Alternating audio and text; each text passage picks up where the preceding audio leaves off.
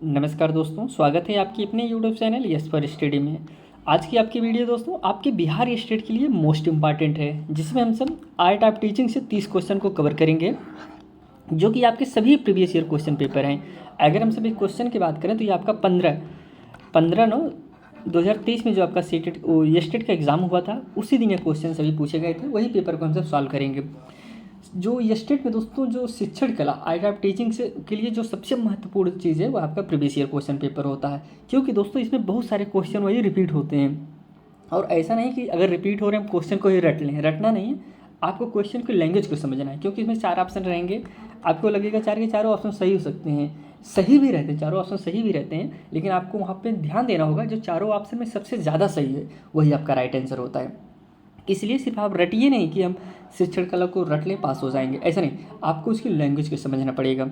अगर आप इस चैनल पर नहीं तो चैनल को दोस्तों आप जरूर सब्सक्राइब कर लीजिए, लाइक करिए, कमेंट भी करिए और बताइए कि क्लास में और क्या हम सब इम्प्रूव करें। आज की क्लास आपकी बहुत ही महत्वपूर्ण है। आइए चलिए हम सब आगे बढ़ते हैं और क्लास की शुरुआत करते हैं। क्वेश्चन है अधिगम प्राकृतिक क्रिया है। ऑप्शन है पहला शिक्षार्थी का, शिक्षक का, व्यक्ति का, जीवित प्राणी का। सबसे पहले आपको हम अधिगम के बारे में बताते हैं। अधिगम एक ऐसी प्रक्रिया है जो सतत और जीवन प्रयत्न चलती है।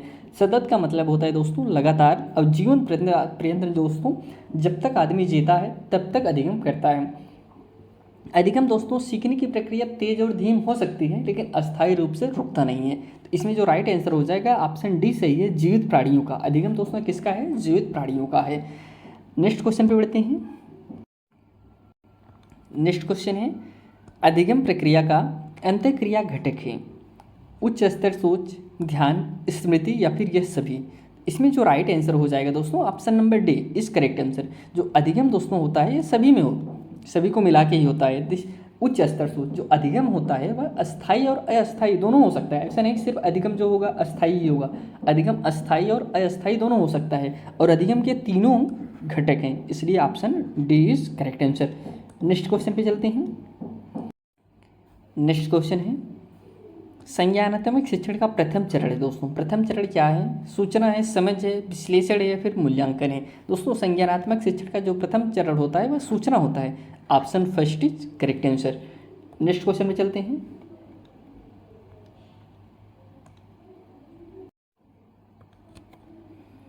अनुदेशात्मक उद्देश्य है दोस्तों। ऑप्शन है जो पहला ऑप्शन है विशिष्ट, सेकंड ऑप्शन है मापन योग्य, थर्ड ऑप्शन है क्रिया केंद्रित, लास्ट ऑप्शन है ये सभी।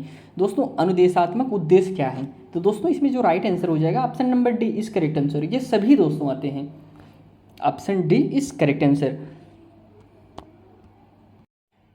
नेक्स्ट क्वेश्चन है ब्लूम वर्गीकरण की शुरुआत हुई थी दोस्तों कहाँ से? हार्वर्ड विश्वविद्यालय से, स्टैनफोर्ड विश्वविद्यालय से, शिकागो विश्वविद्यालय से या फिर येल विश्वविद्यालय से। ब्लूम का जो स्तर है दोस्तों इसके बारे में आपको विस्तार पूर्वक से बताए हुए हैं थ्योरी क्लास में। इसमें जो राइट आंसर हो जाएगा वह है ऑप्शन सी। यह जो दोस्तों शिकागो विश्वविद्यालय से हुआ था। इस प्रकाशन कब हुआ था दोस्तों? इसका प्रकाशन 1956 में हुआ था। और जो ब्लूम है दोस्तों यह इनका जो मनोवैज्ञानिक है बेंजामिन ब्लूम ने किया था दोस्तों। इसे जानते रहिए। ब्लूम का वर्गीकरण, इनका पूरा नाम क्या है? बेंजामिन ब्लूम के नाम से जाना जाता है। आइए हम सब नेक्स्ट क्वेश्चन पे चलते हैं।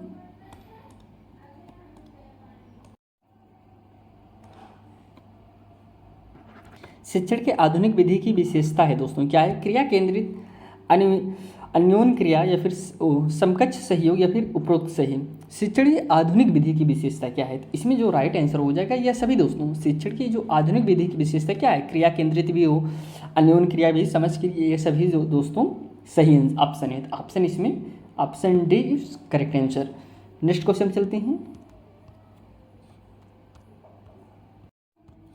अगला जो क्वेश्चन है आगमन विधि प्रोत्साहित करता है, किसे प्रोत्साहित करेगा दोस्तों? आगमन विधि के बारे में मैंने आपको बताया था ना कि एक होता है आगमन विधि, एक होता है निगमन विधि। तो आगमन विधि किसे प्रोत्साहित करेगा? छात्र भागीदारी को, रुचि को, करके सीखो या फिर उपरोक्त सभी। आगमन विधि के बारे में थोड़ा सा आपको बताते हैं, फिर निगमन विधि के बारे में भी बताते हैं। निगमन विधि जहाँ पर हम सब पहले नियम को बताएं, और आगमन विधि, जैसे पहले हम उदाहरण दे के फिर नियम की तरफ जाएं, तो सबसे ज़्यादा क्या सही है, अगर हम कोई चीज़ उदाहरण दे के फिर नियम की तरफ जाएंगे तब हम बहुत अच्छे से बहुत जल्दी समझेंगे। अगर हम पहले आपको नियम ही बता दें, नियम बताने के बाद फिर हम आपको उदाहरण दें तो बच्चा थोड़ा सा नहीं समझ पाएगा। इसलिए इसमें जो आगमन विधि है ये बच्चों के लिए पॉजिटिव पॉइंट है, तो इसमें छात्र भागीदारी भी रहेगी, रुचि भी रहेगा और करके सीखने के भी प्रति जोर देगा। इसलिए इसमें जो राइट आंसर होगा, राइट आंसर इसमें सभी है, option 4 is correct answer. Next question पे चलते हैं।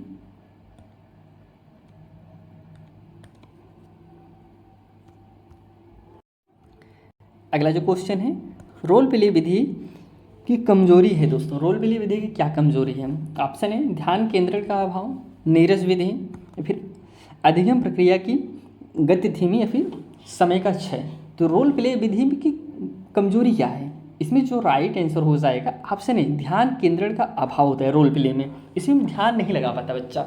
रोल प्ले मतलब जिसे रोल प्ले वह होता है जहाँ पे बच्चा कोई चीज़ खुद के करके बताने का प्रयास करता है।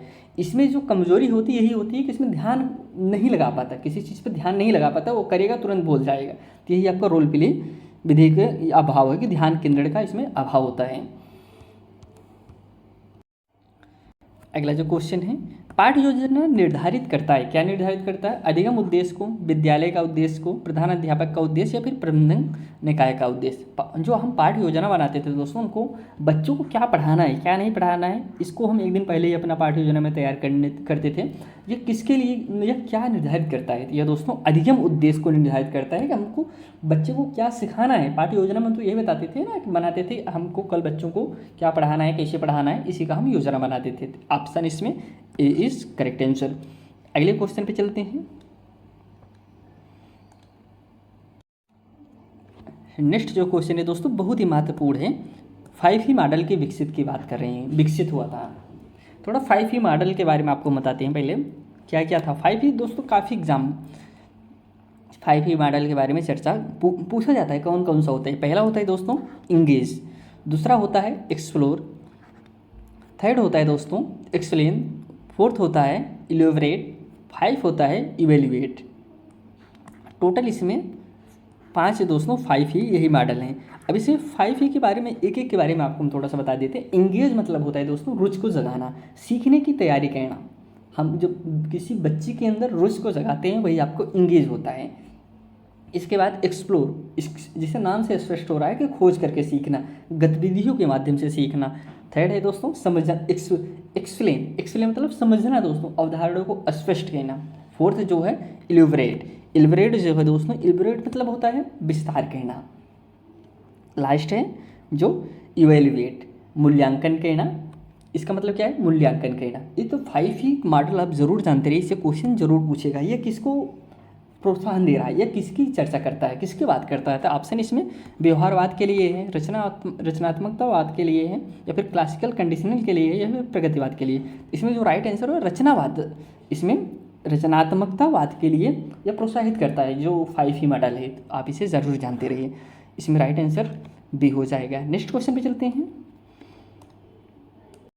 अगला जो क्वेश्चन है सूक्ष्म शिक्षण का उद्देश्य है दोस्तों। सूक्ष्म शिक्षण का उद्देश्य क्या है? शिक्षकों में शिक्षण कौशल का विकास करना, छात्रों की क्षमता का विकास करना। थर्ड ऑप्शन है छात्रों के पृष्ठपोषण कौशल का विकास करना। लास्ट है उपयुक्त में से कोई नहीं। इसमें जो करेक्ट आंसर हो जाएगा ऑप्शन नंबर फर्स्ट सही, शिक्षकों में शिक्षण कौशल का विकास करना होता है। सूक्ष्म शिक्षण का मतलब होता क्या है दोस्तों? शिक्षकों में शिक्षण कौशल का विकास करना होता है। ऑप्शन इसमें फर्स्ट इज करेक्ट आंसर। जो सूक्ष्म शिक्षण होता है किसके लिए होता है? वह शिक्षकों के लिए होता है, ना कि छात्रों के लिए होता है। तो ऑप्शन इसमें फर्स्ट इज करेक्ट आंसर। अगले क्वेश्चन में चलते हैं। अनुदेशन प्रदान किया जाता है कक्षा के अंदर, प्रार्थना स्थल पर, सर्वत्र, या फिर उपयुक्त में कोई नहीं। अनुदेशन प्रदान किया जाता है, कहाँ पे प्रदान किया जाता है दोस्तों? कक्षा के अंदर किया जाता है। प्रार्थना आप अनुदेशन प्रार्थना में नहीं कर सकते, हर जगह नहीं कर सकते। आप कहाँ पे कर सकते हैं? कक्षा के अंदर कर सकते हैं। ऑप्शन इसमें फर्स्ट इज करेक्ट आंसर है। नेक्स्ट क्वेश्चन पे चलते हैं।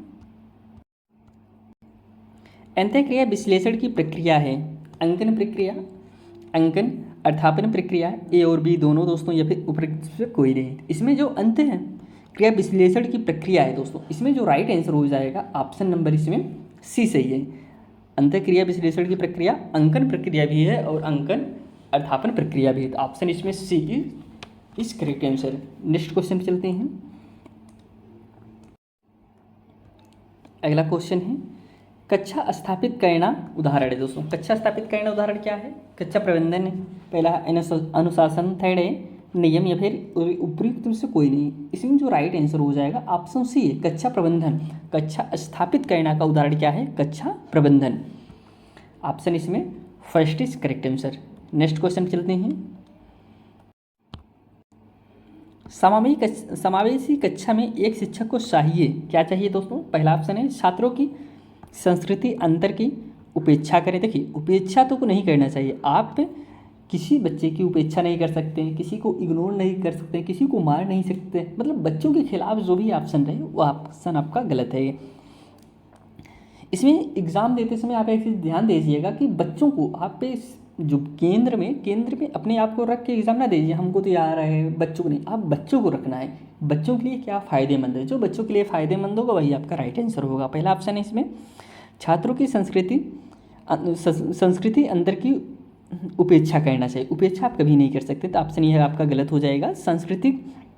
सांस्कृतिक से संबंधित छात्रों को बढ़ावा दें।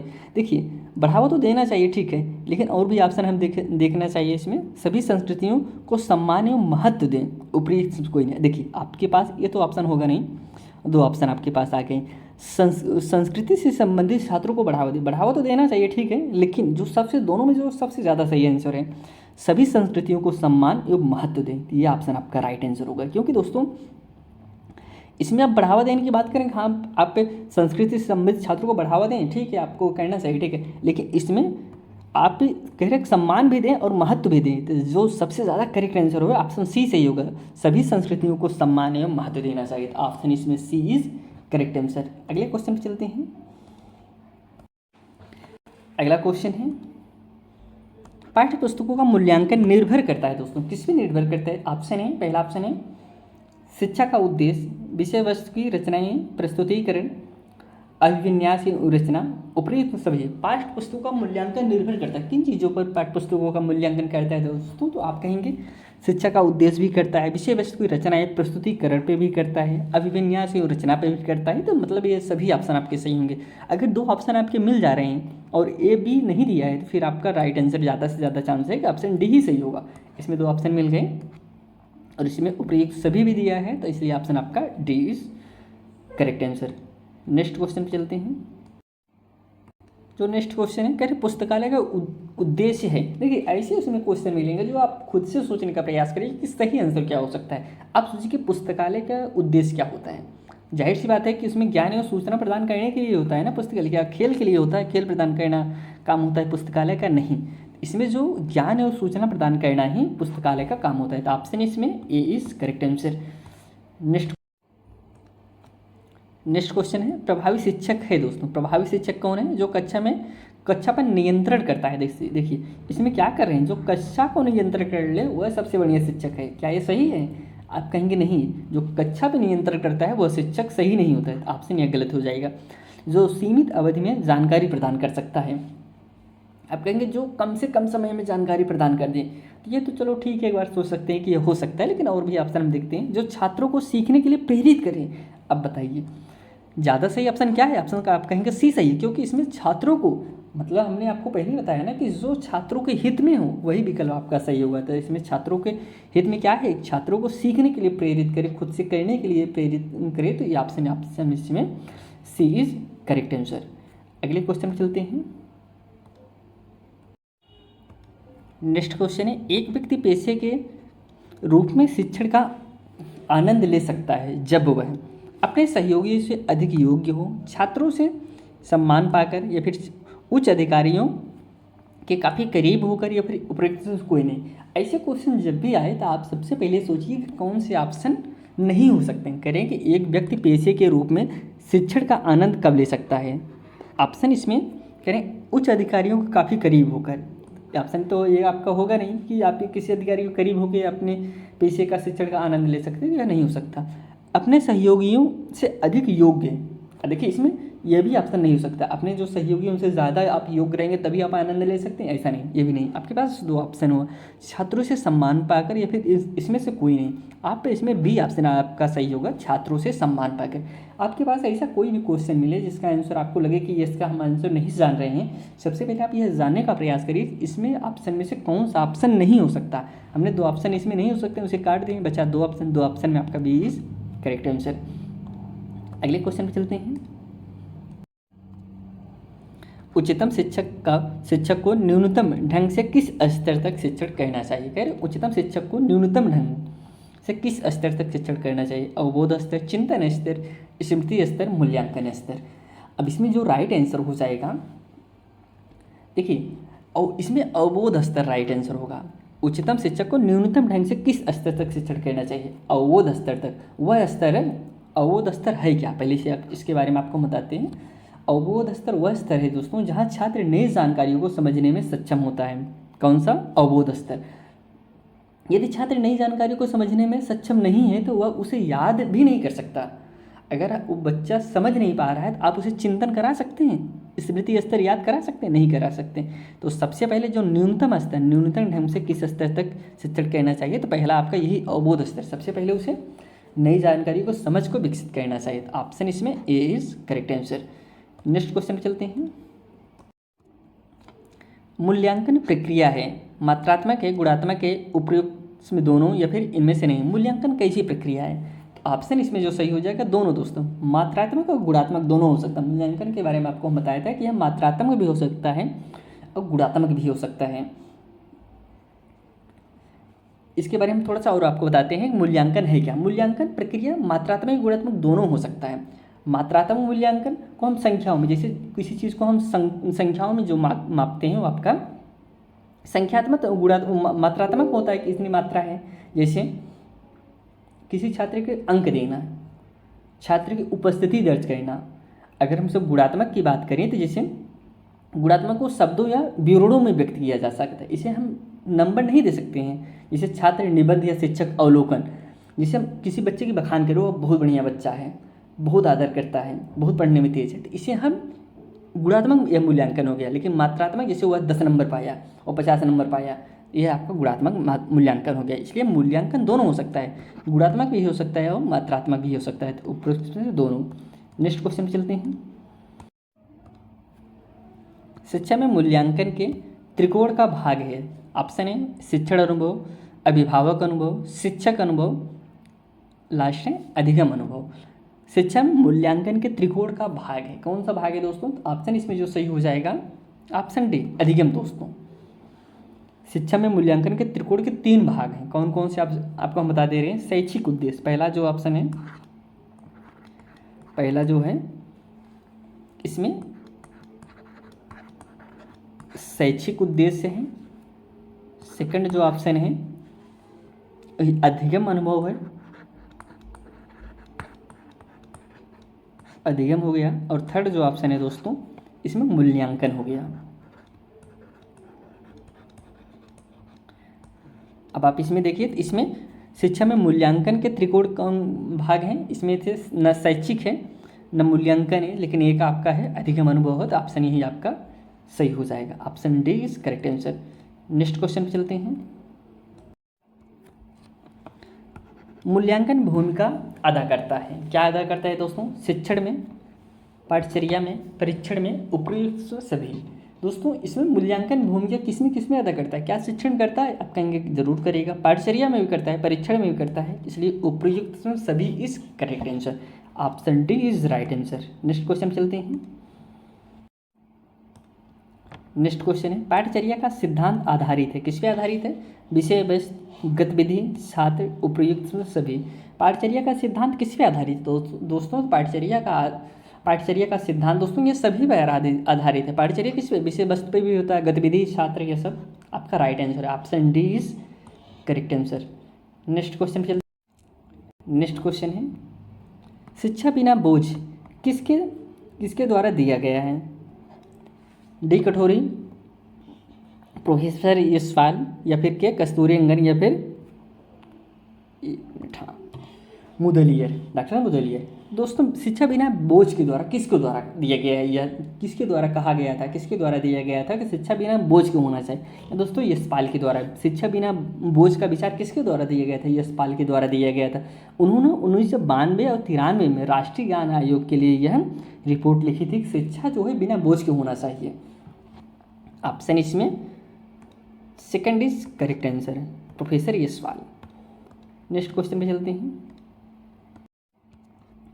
अगला क्वेश्चन है, बच्चों का समाजीकरण शुरू होता है, इसका तो आंसर आपको पता ही होगा दोस्तों। पहला है समाज, परिवार, माँ, विद्यालय। देखिए बच्चों का समाजीकरण शुरू कहाँ पे होता है? कुछ बच्चे इसे भी गलत कर सकते हैं कि अरे नहीं समाजीकरण तो जो है माँ लगा सकते हैं, लेकिन नहीं दोस्तों, समाजीकरण की बात कर रहे हैं। सामाजिक का शुरुआत विद्यालय से परिवार से होता है, ना कि विद्यालय, समाज, माँ से। माँ उसकी पहली शिक्षिका कौन है? उसकी माँ है, लेकिन जो समाजीकरण की शुरुआत होती है दोस्तों वो परिवार से होता है। विद्यालय जाने से पहले बच्चा बहुत कुछ सीख के जाता है। ऐसा नहीं विद्यालय आप ले जाएंगे तब विद्यालय सिखाएंगे, या आपके मम्मी हैं या पापा हैं या चाचा हैं ऐसा नहीं, वह सब सीख के जाता है। कौन मम्मी है, कौन पापा है, किसी हमको क्या बोलना है, क्या नहीं बोलना है, यह सब घर से ही सीख के जाता है, परिवार से ही सीख के जाता है। इसलिए आप कह सकते हैं बच्चों का समाजीकरण की शुरुआत सबसे पहले कहाँ से होता है? परिवार से ही होता है। ऑप्शन इसमें second is right answer. Next question पे चलते हैं। अगला क्वेश्चन है,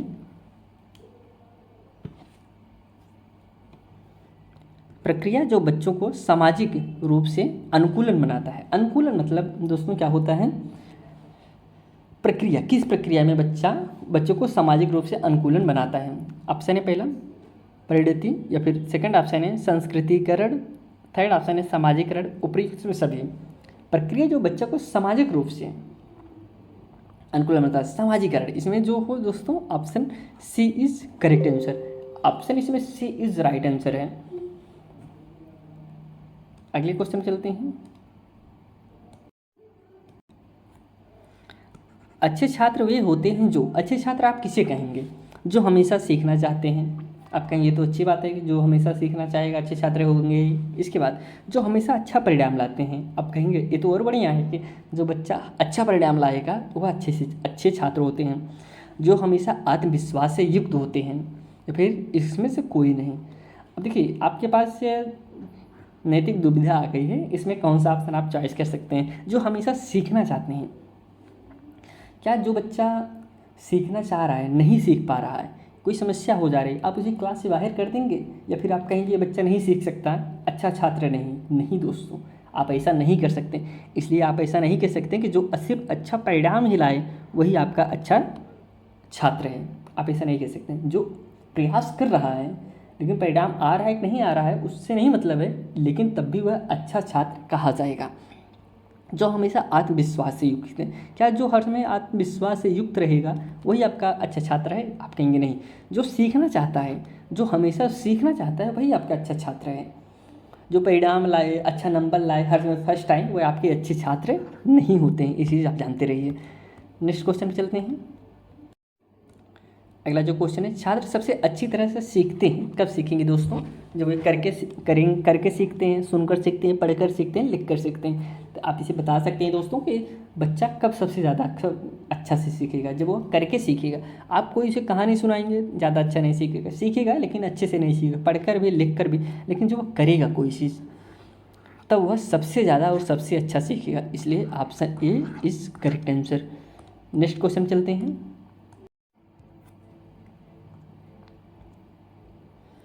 वास्तविक वस्तुओं को शिक्षण सहायक सामग्री के रूप में दिखाना चाहिए। रुचि को प्रोत्साहित करता है। जैसे हम जो कह रहे हैं, इसमें जो क्वेश्चन कह रहा है, पहले क्वेश्चन के बारे में आपको थोड़ा सा बताते हैं। क्वेश्चन इसमें कह क्या रहा है? वास्तविक वस्तुओं को शिक्षण सहायक सामग्री के रूप में दिखाना चाहिए। जो वास्तविक वस्तु हैं उसे हमको शिक्षण सहायक सामग्री में यूज़ करना चाहिए। इससे क्या होगा?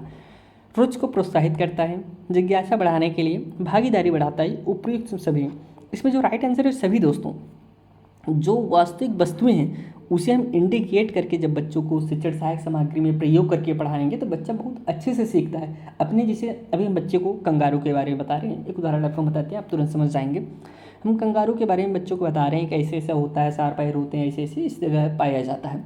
अब बच्चा कभी कंगारू देखा ही नहीं है तो वो कैसे जानेगा कंगारू कैसा होता है? नहीं समझ पाएगा। लेकिन अगर हम बच्चों को कुत्ते के बारे में बताएं, कुत्ता ऐसा होता है, आप कुत्ता का नाम लेंगे तुरंत बच्चे सभी हाथ उठा लेंगे, हमको आता है, हम देखे हैं, यहाँ पे होता है, ऐसा होता है। पहले आप कुत्ते के बारे में बताइए, कुत्ते से फिर आप कंगारू को कनेक्ट करेंगे, फिर बच्चा समझ जाएगा कि हाँ इस तरीके से एक जानवर होता है जिसका नाम कंगारू है। वही होता है दोस्तों वास्तविक वस्तुओं को शिक्षण सहायक सामग्री में दिखाना। इसलिए option D is correct answer. आप एक चीज़ यहाँ पे नोटिस किए होंगे, अभी जितने भी क्वेश्चन में ऑप्शन डी उपयुक्त सभी ऑप्शन दिया गया है, उसमें एक क्वेश्चन छोड़ के बाकी सभी ऑप्शन आपका वही ऑप्शन डी ही सही हो रहा है, जिसमें सभी ऑप्शन सही मांगा गया है। इसके पहले एक क्वेश्चन था वह आपका ऑप्शन डी नहीं सही हुआ, उसमें उपयुक्त सभी दिया गया था लेकिन वो ऑप्शन सी सही हो गया था, डी नहीं सही हुआ। लेकिन अब उसके पहले सब जितने भी क्वेश्चन अभी तक किए हैं सभी में डी ही ऑप्शन सही दे रहा है। अब इसमें इसका कहने का तात्पर्य नहीं है कि दोस्तों आप बिना पढ़े क्वेश्चन को डी ही लगा दीजिए, नहीं, आप क्वेश्चन को पढ़िए, सभी ऑप्शन देखिए, अगर नहीं आ रहा है तो फिर आप डी की तरफ जा सकते हैं, क्योंकि 90% चांस है कि आपका ऑप्शन डी ही सही होगा।